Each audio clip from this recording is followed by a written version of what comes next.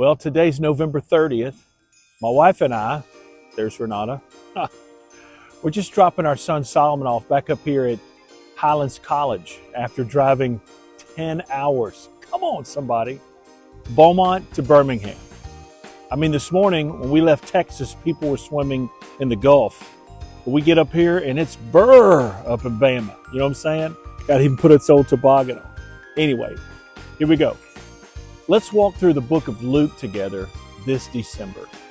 We're going to talk just a little bit per chapter, maybe like a minute or two, not too much longer. We're going to do all 24 chapters. We're going to finish up on Christmas Eve.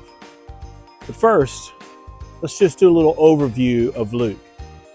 Now, Luke is a companion of Paul. You know, Paul the Apostle wrote most of the New Testament. He's the beloved physician. You can read about him in Colossians chapter 4. He's a scholar, and he writes primarily to the Greeks. In fact, of all the gospel writers, they kind of flow like this. Matthew's a Jew, and he wrote to the Jews. But he presents Jesus as King of the Jews. And then there's Mark, who's also a Jew. And he wrote to the Romans, and he presents Jesus as a servant. And of course, there's John, again, another Jew. And he wrote to all men, and he presents Jesus as the Son of God.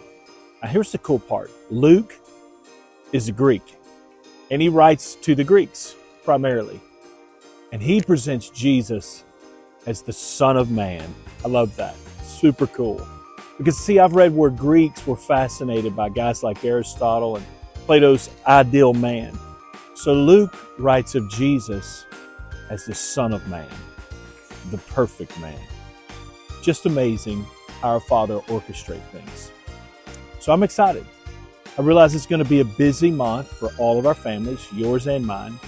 And we're all going to find ourselves at different places with different people. But let's just make some room for that certain place and that certain person. Of course, I'm referring to that secret place. And of course, the person is God.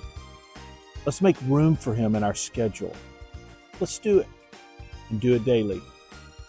And don't forget to read Luke chapter 1 before watching the chapter 1 video. All right? Read chapter 1 in Luke before watching the chapter 1 video. Also, do that whole YouTube Trinity thing. Like, subscribe, and click on the notification. Not because of the algorithm, however you say that. I'm not really concerned about it, but for you.